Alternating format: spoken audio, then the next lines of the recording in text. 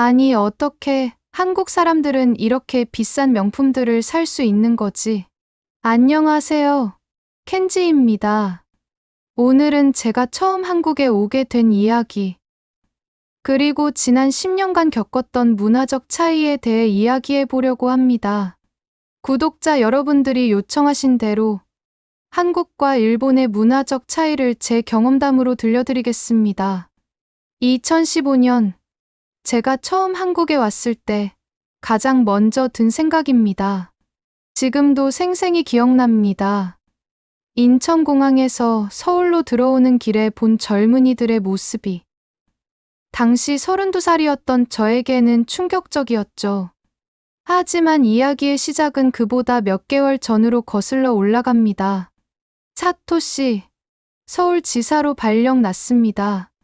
부장님의 말씀에 저는 얼어붙었습니다. 한국이라니요. 솔직히 말씀드리면 당시 저는 한국에 대한 좋지 않은 편견을 가지고 있었습니다. 뉴스에서 보던 반일 시위나 독도 문제로 인한 갈등 때문이었겠죠. 부장님, 다른 곳은 안 될까요? 싱가포르나 호주 지사도 있지 않습니까? 지금 우리 회사가 한국 시장 공략에 사활을 걸고 있다는 거 알지 않나? 자네가 최적임자야. 결국 저는 한국행을 받아들일 수밖에 없었습니다. 아내 유키코는 처음에는 반대했지만 제 경력을 위해서라면 어쩔 수 없다며 이해해 주었죠.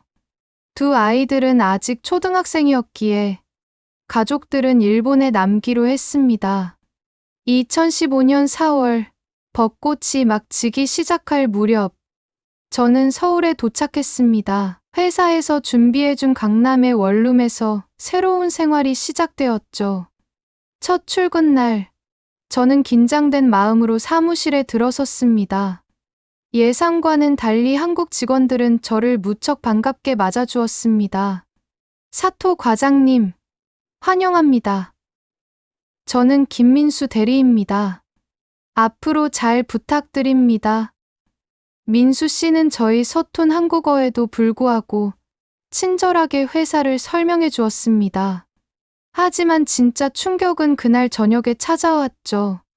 과장님, 오늘 저녁에 환영회가 있습니다. 시간 되시죠? 아, 네. 몇 시까지인가요? 보통 첫날이니까. 11시, 12시? 순간 제가 잘못 들었나 싶었습니다. 일본에서는 보통 회식이 8시에 시작해서 10시면 끝나는 것이 일반적이었거든요. 그날 저녁의 기억은 아직도 생생합니다. 저녁 7시, 회사 근처의 삼겹살집에서 시작된 회식은 3차까지 이어졌죠. 사토 과장님, 소주 한잔 하시죠. 팀장님이 건네는 소주를 거절할 수 없었습니다. 일본의 맥주나 사케와는 차원이 다른 독한 술이었죠. 한 잔, 두 잔. 어느새 테이블에는 소주병이 쌓여갔습니다. 과장님, 원샷 하시죠. 네. 원샷이요? 당황스러웠지만 거절할 수 없었습니다. 일본에서는 상상도 할 수 없는 광경이었죠. 게다가 팀원들은 저보다 직급이 낮음에도 불구하고 회식 자리에서는 놀라울 정도로 자유로웠습니다. 과장님, 일본은 정말 회식 문화가 다른가 봐요? 네. 일본은 보통 조용히 마시고 일찍 끝나요.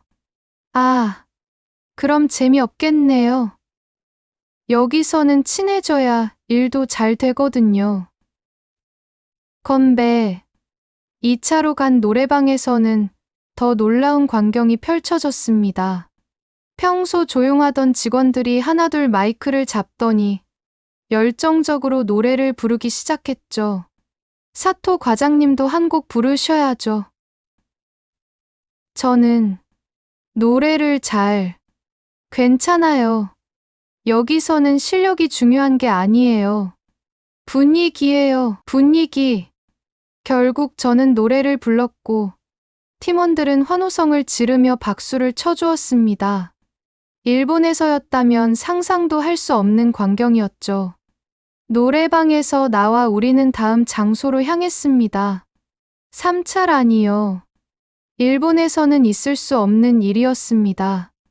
어지간하다 싶었죠. 그런데 3차로 간 곳은 편의점 앞이었습니다. 길거리에서 캔맥주를 마시며 이야기를 나누는 문화도 처음이었죠. 과장님, 일본에서는 이렇게 길거리에서 술 마시면 안 되죠? 네. 불법은 아니지만 보통 하지 않아요. 한국은 회식이 친해지는 시간이에요. 업무 얘기도 하고, 사적인 얘기도 하고, 이게 우리 문화예요. 그날 밤 12시가 넘어 집에 돌아왔을 때, 저는 완전히 지쳐 있었습니다. 하지만 동시에 묘한 감정이 들었죠. 분명 힘들고 피곤했지만, 팀원들과 더 가까워진 것 같은 느낌이었습니다. 다음 날 출근길, 예상과는 달리 팀원들은 어제의 회식을 자연스럽게 받아들이고 있었습니다. 과장님, 어제 너무 과했죠? 죄송해요. 다음에는 더 일찍 끝내요. 하지만 그 다음에도 비슷한 패턴이 반복되었습니다. 처음에는 적응하기 힘들었지만 어느새 저도 이런 회식 문화에 익숙해져 갔죠. 업무 문화의 차이는 회식 다음으로 가장 크게 느꼈던 부분입니다. 특히 빨리빨리 문화는 정말 충격적이었죠. 사토 과장님, 이 기획안 내일까지 가능하시죠?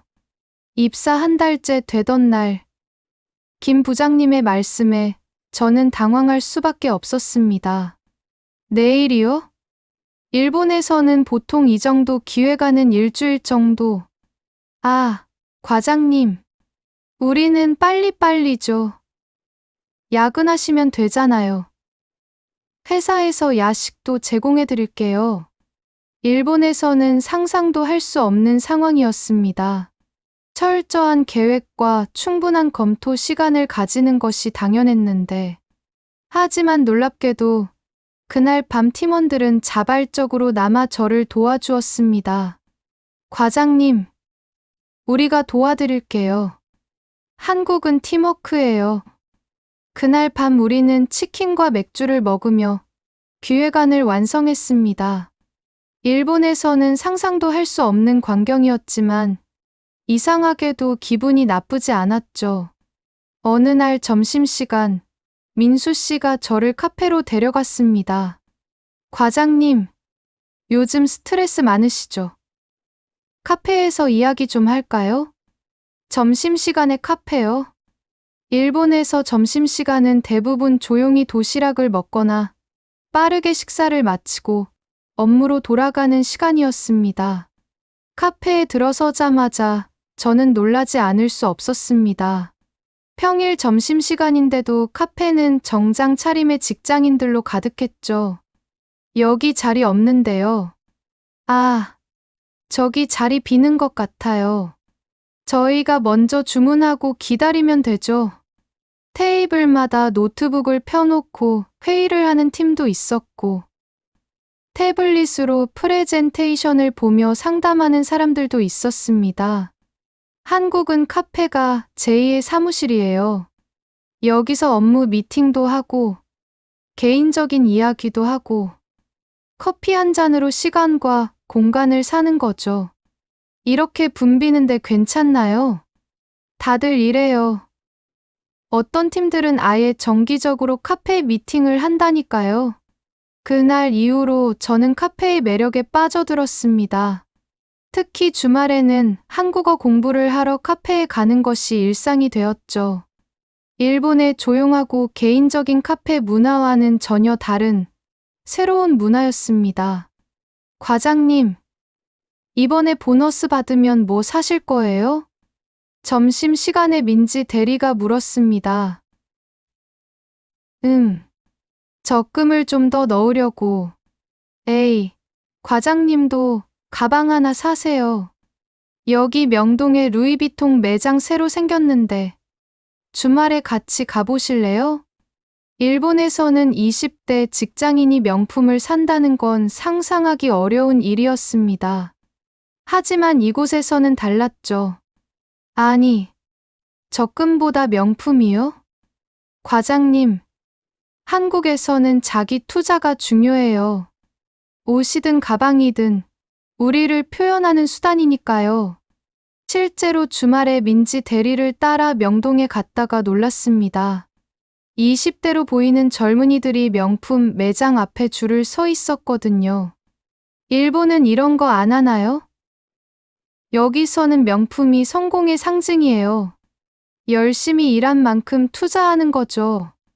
연애 문화의 차이를 크게 느낀 것은 어느 날 저녁이었습니다. 야근을 마치고 민수 대리와 단둘이 술을 마시게 되었죠. 과장님, 오늘은 제가 한 잔 사겠습니다. 요즘 고민이 좀 있어서. 평소 밝은 민수 대리가 조금 침울해 보였습니다. 무슨 일 있어요? 아, 어머니가 자꾸 결혼하라고 하시네요. 33이면 늦었대요. 술잔을 기울이다 보니 민수 대리의 속마음을 듣게 되었습니다. 요즘 결혼정보 회사도 알아보고 있어요. 이번 주말에는 첫 만남이 있거든요. 결혼정보 회사요? 네. 한국에서는 흔해요. 결혼을 전제로 진지하게 만나고 싶은 사람들이 많이 이용하죠. 과장님, 일본에서는 이런 거 안 하나요? 있기는 하지만 그렇게 흔하지는 않아요. 보통은 자연스러운 만남을 선호하죠. 아, 그래서 일본은 결혼이 점점 늦어진다는 거군요. 한국은 달라요. 부모님도 적극적이고 주변에서도 다들 소개해 주려고 하고 어떨 때는 부담스러울 정도예요. 민수 대리의 이야기를 들으며 일본의 초식남 문화가 떠올랐습니다. 적극적인 연애를 꺼리고 결혼도 미루는 젊은이들이 늘어나고 있다는. 과장님, 와이프분은 어떻게 만나셨어요? 아, 저는 대학 동아리에서. 역시 자연스러운 만남이네요. 하지만 한국은 이제 그런 게 점점 줄어들고 있어요. 다들 바빠서. 그래서 결혼정보회사 같은 곳을 이용하는 거죠. 시간이 없으니까 효율적으로. 그날 밤 술자리를 마치고 돌아오는 길에 생각했습니다. 한국의 빨리빨리 문화는 연애에도 적용되는구나. 하지만 그 안에는 결혼을 진지하게 생각하는 책임감도 느껴졌습니다. 과장님, 다음 주에 제 첫 만남이 어떻게 됐는지 알려드릴게요. 민수 대리의 진지한 모습에서 일본의 소극적인 연애 문화와는 다른 한국만의 특별한 모습을 발견할 수 있었습니다.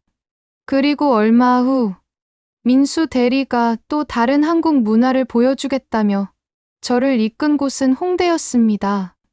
과장님, 오늘은 홍대에 가보시는 게 어떠세요?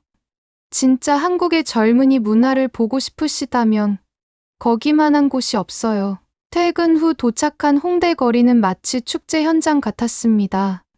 일본의 시부야나 하라주쿠도 활기찬 편이지만 이곳의 에너지는 차원이 달랐죠. 저기 보세요, 과장님. 길거리 공연하는 친구들이에요. 버스킹을 하는 젊은이들 주변으로 수십 명의 인파가 모여 있었습니다. 춤을 추고 노래하는 공연자들을 향해 환호성을 지르고 박수를 치고 심지어 즉석에서 따라 추는 사람들도 있었죠. 일본에서는 이런 거 상상도 못 하겠네요. 공공장소에서 이렇게. 아, 이제 시작이에요. 밤이 깊어질수록 더 재미있어져요. 실제로 시간이 갈수록 거리는 더욱 북적거렸습니다. 특히 놀라웠던 건 술을 마시는 문화였죠. 과장님, 여기 포장마차에서 한잔할까요? 길거리의 즐비한 포장마차에는 20대로 보이는 젊은이들이 소주와 맥주를 마시며 이야기꽃을 피우고 있었습니다. 저기 봐요, 과장님. 저런 게 한국의 미팅 문화예요. 옆 테이블에서는 남녀 대학생들로 보이는 무리가 단체로 술을 마시고 있었습니다. 웃음소리가 거리를 가득 메웠죠. 일본에서는 보통 이런 광경을 보기 힘들죠. 다들 조용히 이자카야에서 마시잖아요. 네. 이렇게 활기찬 건 처음 봐요. 시끄럽지만 즐거워 보이네요. 포장마차에서 한잔하고 있는데 갑자기 옆 테이블에 젊은이들이 말을 걸어왔습니다. 아저씨들도 한잔하세요. 저희가 건배 제의하겠습니다. 일본이었다면 절대 있을 수 없는 일이었습니다. 하지만 그날 밤 처음 보는 젊은이들과 잔을 부딪히며 이야기를 나누는 제 모습을 발견했죠. 과장님, 어떠세요? 이게 한국이에요. 민수 대리의 말처럼 그날 밤 홍대에서 본 광경은 한국 젊은이들의 문화를 가장 잘 보여주는 것 같았습니다. 자유롭고 활기차고 때로는 무질서해 보이지만 그 속에 담긴 에너지와 열정이 느껴졌죠. 과장님, 인스타 계정이 어떻게 되세요? 저는 SNS를 에이, 과장님도 하셔야죠. 요즘은 인스타 없으면 못 살아요. 맛집도 가고 인증샷도 찍고. 이게 우리 문화예요. 일본에서는 SNS에 실명으로 일상을 공유하는 것을 꺼리는 문화였는데 이곳에서는 그것이 너무나 자연스러웠습니다. 시간이 흐르면서 저는 점점 더 한국 문화에 매료되어 갔습니다. 처음에는 낯설었던 것들이 이제는 너무나 자연스러워졌죠. 소주 한 잔에 스트레스가 풀리는 것도, 카페에서 몇 시간씩 이야기를 나누는 것도, 인스타그램에 일상을 공유하는 것도 말이에요. 2년 계약으로 시작했던 한국 생활이 어느덧 8년이 되어갑니다. 이제는 일본으로 돌아가라고 하면 오히려 더 낯설 것 같네요. 그래서 최근에는 가족들과 큰 결정을 했습니다. 내년부터는 가족 모두가 한국으로 오기로 했어요. 아이들도 이제 한국 문화에 관심이 많아졌고, 아내도 한국 드라마를 보면서 한국어를 공부하고 있죠. 아빠, 나도 K-pop 아이돌처럼 되고 싶어. 사연은 여기까지입니다. 오늘도 끝까지 시청해주셔서 감사드립니다.